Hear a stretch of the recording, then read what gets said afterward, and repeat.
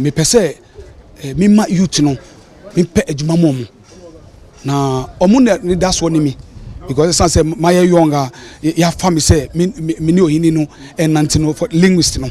enti say ano youth no dodo na aya won ba me ho omo say oh ni ochame say adwuma ni Adjiringanor ha ena me say okay mate na me di adwuma me ba adwuma ba kwa me pese me di ba ha na e be boa youth no say me pese me di wifi eba Adjiringanor ha owo within Adjiringanor obenya wifi omo start say omo adwuma no youth no benya adwuma bebre omo aye me hia moe